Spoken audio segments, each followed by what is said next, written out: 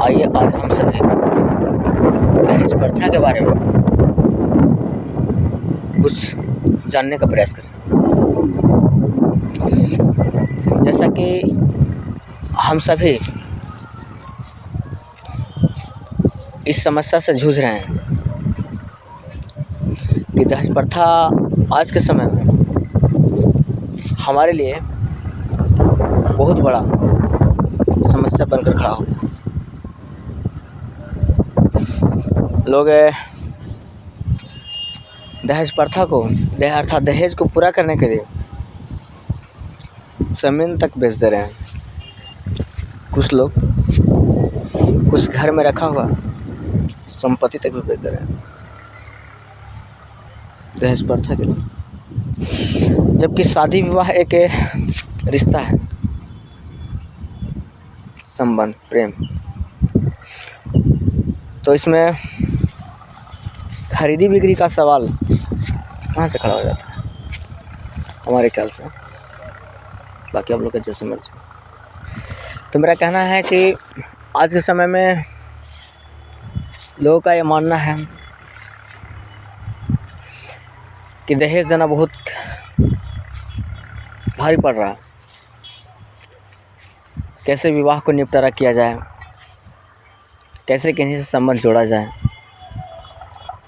ये लोगों के समझ से बाहर हो। फिर भी इसे स्वीकारना तो हो किसी भी तरह इस बंधन को, इस रस्म रिवाजों को पूरा तो करना होगा। और लोग कर भी रहे हैं। जिनसे भी जैसे भी हो पा रहा है, जैसे भी बन पा रहा है, वे लोग कर तो रहे हैं। पर कभी कभी हमें इस विषय पर सोचना होता है। तो लोगों को संकट देकर दुख से कहीं ज़्यादा हंसी आता है। अब आप सभी कहेंगे भाई लोगों को समस्या होता है, दिक्कत हो रहा है, दहेज कैसे पूरा किया जाए, किन्हीं के साथ संबंध कैसे जोड़ा जाए, लोग चिंता में पड़े हुए रहते हैं। और आप ऐसे क्यों कह रहे हैं कि दहेज के विषय में जब भी मैं सुनता हूँ तो मुझे हंसी आता है।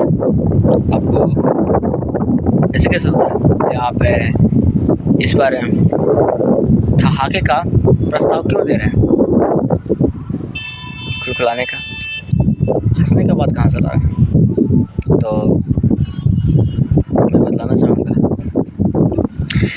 कि एक सर्प को हम सभी देखे हैं, सर्प तो बहुत सारे देखे हैं हम सभी, पर सर्प जब केचुए से भरा होता है, जब केचुए से भरा होता है तो बहुत संकट में होता है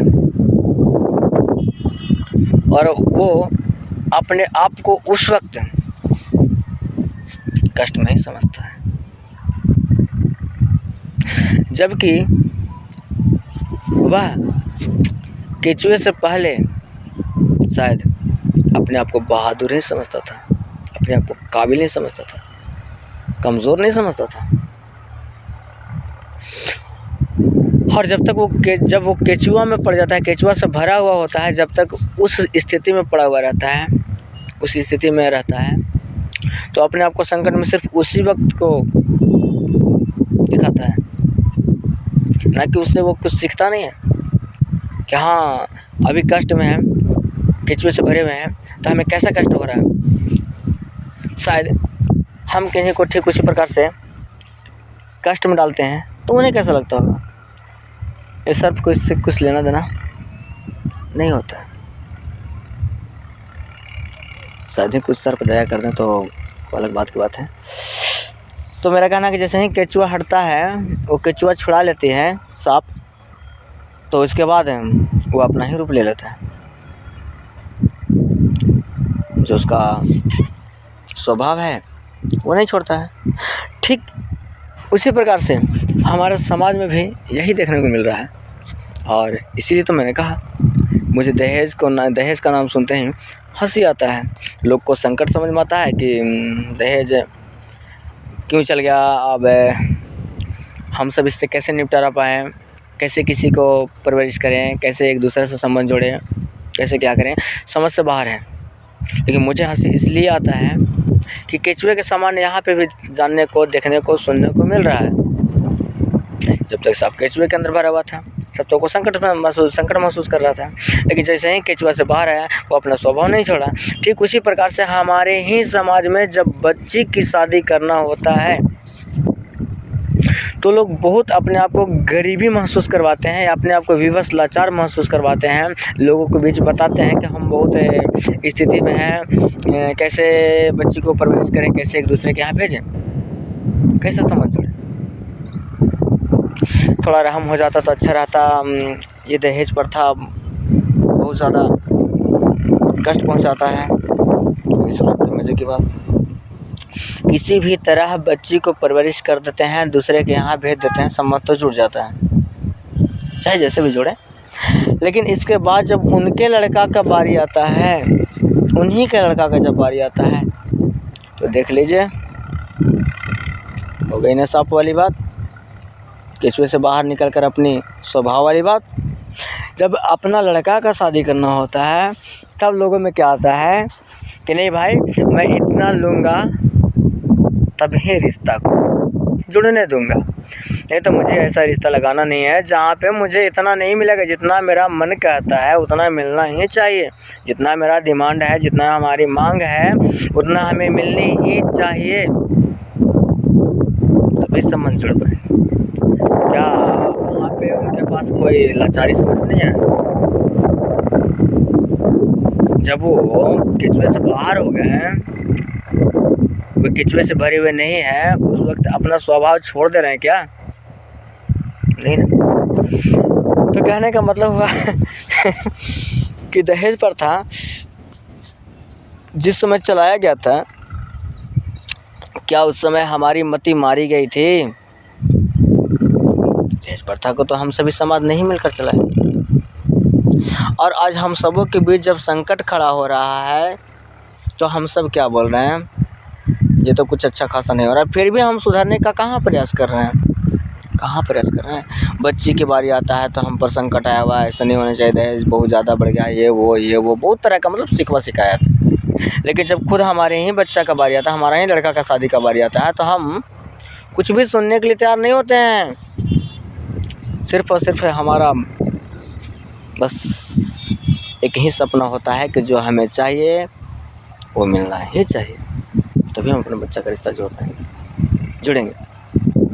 हाँ, कुछ लोग हैं जो दया करते हैं, इंसान का मर्यादा को समझते हैं, इंसानियत को समझते हैं और रिश्ते भी जोड़ते हैं। ऐसी बात नहीं है कि सभी लोग इस तरह के हैं, लेकिन ज़्यादातर लोग को देखा जा रहा है इस तरह। और बतलाना चाहेंगे, जब समस्या इन लोग ने खड़ा किए हैं तो समाधान भी इन्हीं ये लोग करेंगे। वीडियो ज़्यादा लंबा बनता है तो आप सब देखने के लिए तैयार नहीं होते हैं, इसलिए वीडियो को ज़्यादा लंबा नहीं बनाना चाहेंगे। और भी हमें आगे बात करना होगा तो अगली वीडियो में आप सबों के बीच मिलेंगे, बात करेंगे। आप सब अगले वीडियो में हम सब सुन पाएंगे, जान पाएंगे। फ़िलहाल इसी दहेज प्रथा पे कुछ पंक्तियाँ आप सबों के बीच सुना रहा हूँ, सुनेंगे, समझेंगे, और जैसा भी आप लोग को लगे कमेंट के माध्यम से हमें ज़रूर बतलाएंगे। हमारे वीडियो को लाइक भी करेंगे, सब्सक्राइब करेंगे, फॉलो करेंगे, कमेंट तो आप सब ज़रूर करेंगे। आखिर हमारा वीडियो कैसा लगा, हमारा सलाह कैसा लगा, तो आइए हम इस पंक्ति को सुने, जाने। तो कहना है, खुद कुआं खुद डूब मरे, खुद कुआं खुद डूब मरे, बाद कहत चले मुहे तीर फिरे। हमारा समझ में ही हो रहा है, खुद कुआं खोदे हैं, खुद डूबकर मर रहे हैं और बात कहते चल रहे हैं कि मुझे तीर फिर गया है। समझ में नहीं आ रहा है कहाँ जाएं, क्या करें। दहेज प्रथा खुद समाज नहीं लागू किया और समाज ही इससे परेशान है कि इसे निपटारा कैसे पाएं। वीडियो ज़्यादा लंबा हो रहा है, तब तक के लिए विदा लेना चाहेंगे। धन्यवाद, फिर अगली वीडियो में मिलते हैं। तब तक के लिए वीडियो देखने के लिए बहुत बहुत धन्यवाद, शुक्रिया।